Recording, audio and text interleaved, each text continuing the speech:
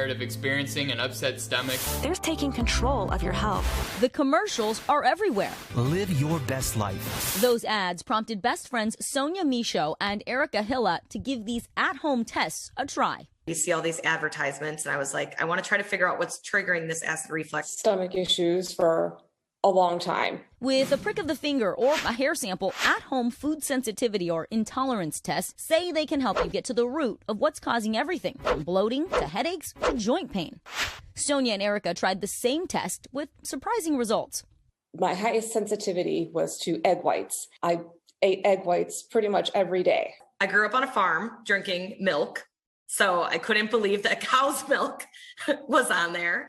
So how do these tests work? We ordered 3 tests online and received our kits in a few days. First, Everlywell. It cost us $194 and requires a blood sample. Fill out the collection card and then provide enough blood. This is so not for the faint of heart.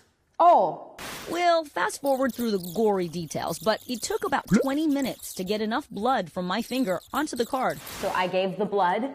Now we're going to give the hair. This test by 5 Strands Affordable Testing runs $72 and didn't have many instructions. So I actually need to pull hair from the back of my neck. Okay, got one. 14 more to go. I was able to use scissors for the next test from Ucarry, which cost $69.99. I packed up the samples for all 3 tests in pre-addressed mailers and sent them back to the companies. Within 2 weeks, I got the results. 5 Strands listed more than 75 foods as severe intolerances, things like almond milk, provolone cheese, lime, and quinoa. Everlywell's test said I had a high reactivity to dairy milk, and Ucarry's test identified 10 severe intolerances to foods including rice milk, chives, and dry-roasted peanuts.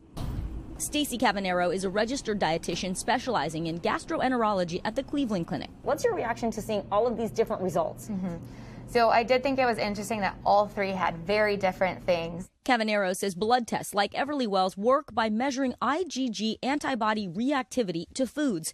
The hair tests use bioresonance. Used in alternative medicine, it measures frequencies in the hair, which are then compared to the frequencies emitted from foods. She says neither method is backed by enough scientific evidence. The American Academy of Allergy, Asthma, and Immunology has recommended against using these tests.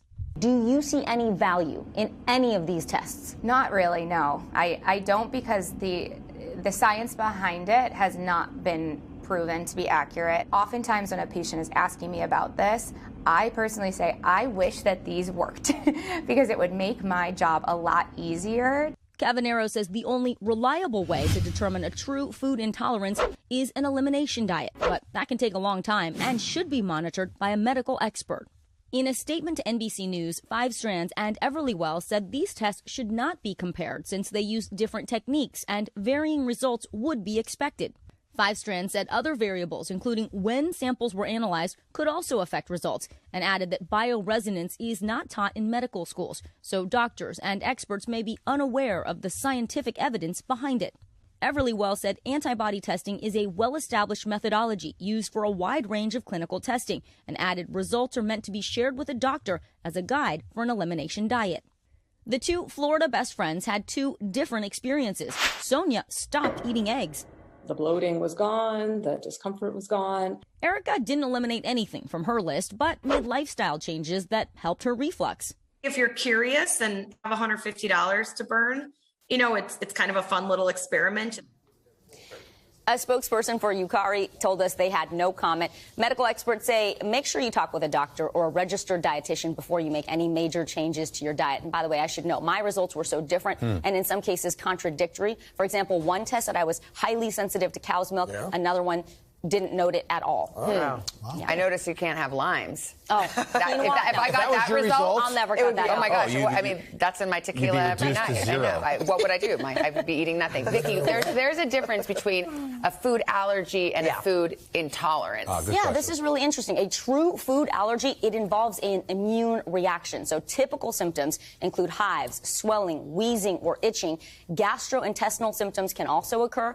A food intolerance is just when your digestive system can't break down certain foods. So that mostly results in GI symptoms, and common culprits for those food intolerances, lactose and gluten. I got a buddy who just did this a couple years ago, and he doesn't eat turkey now.